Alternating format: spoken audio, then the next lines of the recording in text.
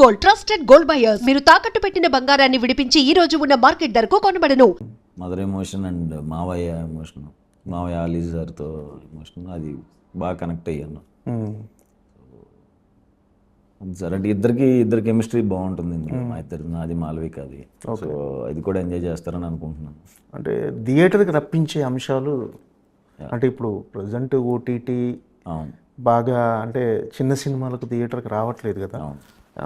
అంటే థియేటర్కి ఖచ్చితంగా రప్పించగలిగే అంశం ఎమోషనా, ఎంటర్టైన్మెంటా ఏంటి అసలు? Entertainment and emotion. ట్రైలర్ రాబోతుంది, ట్రైలర్ చూస్తే డెఫినెట్గా వస్తారని అనుకుంటున్నాను. ఆడియన్స్ అంటే ట్రైలరు టీజరు చూసి ఆడియన్స్ డిసైడ్ అయిపోతారు ఈ సినిమా థియేటర్లో చూడాలో వద్దా అని. అవును సార్. సో డెఫినెట్గా ఆల్రెడీ మన టీజర్ అనేది అందరినీ ఖచ్చితంగా బాగుంది. టీజర్ అనేది అందరు ఇంప్రెసివ్గా ఉంది. ట్రైలర్ బాగుంటుంది సార్. ఓకే, ట్రైలర్ మంచి కట్ చేశారు. ఓకే, అది చూసి వస్తారనుకుంటున్నాను, చూడాలి. సార్ హీరోయిన్ క్యారెక్టరైజేషన్, హీరోయిన్తో మీకున్న కెమిస్ట్రీ కానీ ఎలా ఉండబోతుంది ఈ సినిమాలో? అంటే ఫస్ట్ టైం సిగ్గుపడ్డాను అంటున్నారు ఆ అమ్మాయితో చేయడానికి, అంటే కొన్ని సీన్స్ అంటే రొమాంటిక్ సీన్స్ చేయటంలో ఏంటి ఎలా ఉండబోతుంది? చాలా స్ట్రాంగ్ క్యారెక్టర్ సార్ సినిమాలో. ఆల్మోస్ట్ ఇద్దరిది సేమే ఉంటుంది అనమాట. వెయిట్ ఒకరు తక్కువ ఒకరు ఎక్కువ అలా ఉండదు. తనది చాలా స్ట్రాంగ్ క్యారెక్టరు అండ్ బాగా ఆట పట్టించే అమ్మాయి. ఆట పట్టించే అమ్మాయి ఎట్లా కలిసిద్ది అన్నది కూడా బాగుంటుంది సినిమాలో. ఎలా కలుస్తాము అన్నది సెకండ్ హాఫ్లో. ఆ అమ్మాయి సీన్స్ బాగా ఎంజాయ్ చేస్తారు. అమ్మాయి వైపు నుంచి వచ్చే కామెడీ ఎంజాయ్ చేస్తారు. అంతే సార్, వెరీ ఎనర్జెటిక్ క్యారెక్టర్ తనది. అంటే జనరల్గా మీ సినిమాల బడ్జెట్లతో పోల్చుకుంటే ఈ సినిమా కొంచెం బడ్జెట్ ఎక్కువైనట్టుగా అనిపిస్తుంది, చాలా రిచ్గా కనిపిస్తుంది, క్వాలిటీగా. అంటే ఫ్రేమింగ్స్ అన్ని చూస్తే చాలా క్వాలిటీ అవుట్పుట్ ఉంది. బడ్జెట్ కూడా పెరిగినట్టు అనిపిస్తుంది. ఆ ప్రెజర్ మీ మీద ఏమైనా ఉందా? అరే నా మీద ఎంత బడ్జెట్ పెట్టేస్తున్నారని ఒక ప్రెజర్ అది ఉంటుంది సార్. ఇంకా అది ప్రతి సినిమాకి ఉంటుంది, ప్రతి సినిమాకి ఉంటుంది. మనకి ఉన్న దాంట్లోనే ఉన్న మార్కెట్ దానికి దాటెళ్ళొద్దు అని ఉంటుంది. ఇప్పుడు ఆయన ప్రొడ్యూసర్తో మాట్లాడుతున్నప్పుడు అదే చెప్తాను, కొంచెం ఎక్కువ పెడుతున్నారు అంటే పర్లేదు, నాకంటే ఈ ప్రొడ్యూసర్ ఎక్కడ కాంప్రమైజ్ అవ్వకూడదు అని అనిపించుకోవాలి నేను అని అన్నాడు ఆయన కూడా. ఓకే, సో కొంచెం పెట్టారు, సేఫ్ అవుతారు, సేఫ్ అవ్వాలని కోరుకుంటున్నాను. సార్ ఎలా అంటే ప్రొడక్షన్ వాల్యూస్ మీకు ఎలా అనిపించినాయి ఈ సినిమా? అది ఎక్కడ కాంప్రమైజ్ అవ్వలేదండి ఎవరు. మంచి మంచి టెక్నీషియన్స్ని తీసుకొచ్చారు. మనీ సార్ కూడా మంచి ఫ్రేమ్స్ పెట్టారు, బాగా చూపించారు అందరినీ. ప్రొడక్షన్ మ్యూజిక్ కూడా ఖచ్చితంగా ప్లస్, చాలా బాగా ఇచ్చారు. సాంగ్స్ అన్నీ బాగున్నాయి అండ్ బీజిఎం కూడా చాలా బాగా ఇచ్చారు ఆయన. సో రతన్ గారు కూడా చాలా ప్లస్. అందరూ బ్రహ్మకడ్లి గారు ఆర్ట్, ఆయన కూడా చాలా బాగా చేశారు. కొంచెం అందరూ మంచి స్ట్రాంగ్ టెక్నీషియన్స్తో చేస్తున్న ఫస్ట్ సినిమా అనుకుంటాను నేను. అందరూ కొంచెం పెద్దోళ్ళతో చేస్తున్నారు. ఓకే, అవుట్పుట్ చూసుకున్నారా సార్? సినిమా చూసారా మీరు ఫస్ట్? సార్ అంటే ఫస్ట్ మన డైరెక్టర్ గారు చెప్పినప్పటికీ ఇప్పటికీ మీ స్క్రీన్ మీద చూసుకున్నప్పటికీ అంటే మీరు అవుట్పుట్ చూసినప్పుడు డిఫరెన్స్ ఏమైనా కనిపించిందా? అండ్ డిఫరెన్స్ అంటే బాగా వచ్చిందండి. అవుట్పుట్ ఆయన చెప్పిందే తీశారు, చాలా బాగా వచ్చింది. ఇంకా రతన్ గారిది ఇంకా కొన్ని యాడ్ అవ్వాలి. సో యాడ్ అయిన తర్వాత కూడా చూడాలి ఎట్లా ఉంటుంది. ఓకే, అంటే ప్రతి సినిమా మనం సక్సెస్ కావాలని ఖచ్చితంగా మొదటి నుంచి కష్టపడతాము, సక్సెస్ కోసమే ట్రై చేస్తాం. కానీ కొన్ని సినిమాలు మంచి పేరు వచ్చినా కూడా ఒక్కొక్కసారి థియేట్రికల్ దగ్గర కమర్షియల్గా అంత పే చేయవు సార్. అలాంటి టైంలో మీరు డిసప్పాయింట్ అవుతారా? ఏమన్నా ఆలోచిస్తారా? అవుతుంది సార్, డిసప్పాయింట్ అవుతుంది డెఫినెట్గా. అంటే నెక్స్ట్ ఏం చేయొచ్చు, ఇంకేమేమో ఎలిమెంట్స్ ఉండాలి రావాలి అంటే ఎందుకు రావట్లేదని క్వశ్చన్ ఉండదు, కానీ మనం ఇంకేం చేసి తెప్పించవచ్చు అన్న దాని మీదే వర్క్ చేస్తూ ఉంటాను. ఓకే, నెక్స్ట్ సినిమాకి ఇంకేం చేయొచ్చు తెప్పించడానికి అనే చూస్తాం.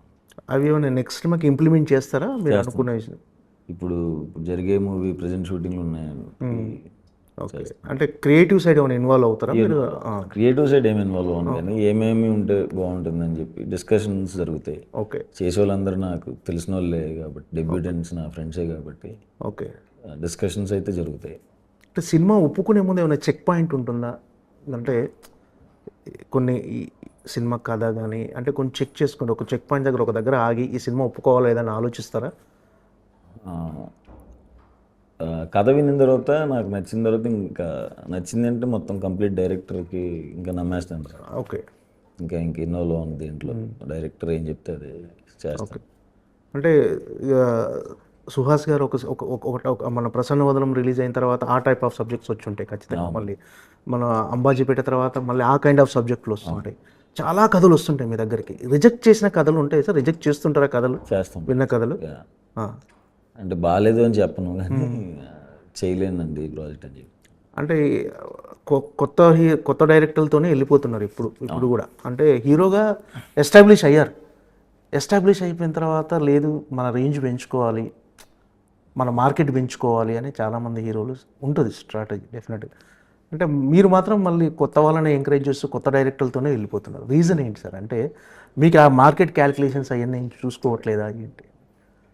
అది ఏమో సార్ మరి తెలీదు. నాకు ఎందుకో డెబ్యూ డైరెక్టర్స్తో చేయాలని ఉంటుంది, లేదా ఏదన్నా విలన్ అలాంటివి చేస్తున్నప్పుడు పెద్ద డైరెక్టర్స్కి వెళ్ళి. పెద్ద డైరెక్టర్లతో చేసినా కూడా ఏదైనా సక్సెస్ అనేది ఆ కథ దాన్ని బట్టి ఉంటుంది. అవును సార్.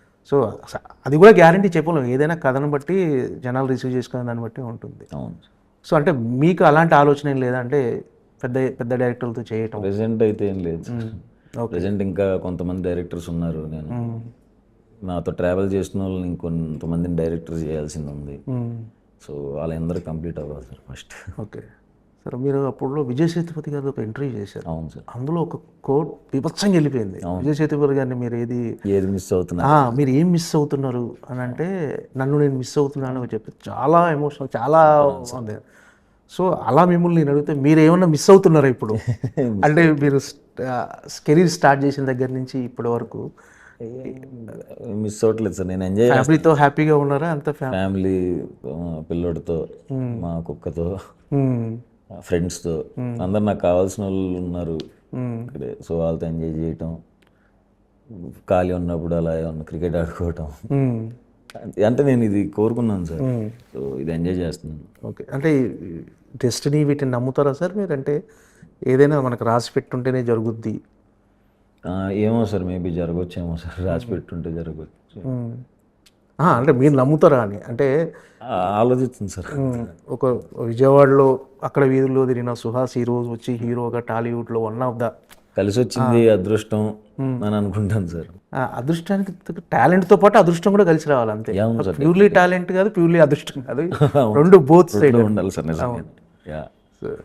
ఇంకేంటి సార్ అంటే హీరోగా పోతో పాటు క్యారెక్టర్స్ కూడా అంటే హిట్లో చేసిన విలన్ లాంటి క్యారెక్టర్ మళ్ళీ అవకాశం వస్తే చేస్తారా? అవును సార్. ఇప్పుడు తమిళ్లో విలన్గానే చేస్తున్నాను సార్. అది ఇటు2లో లాస్ట్లో వస్తాను. ఇందులో స్టార్టింగ్ నుంచి వెరీ స్ట్రాంగ్ విలన్ ప్లే చేస్తున్నాను సార్ తమిళ్లో.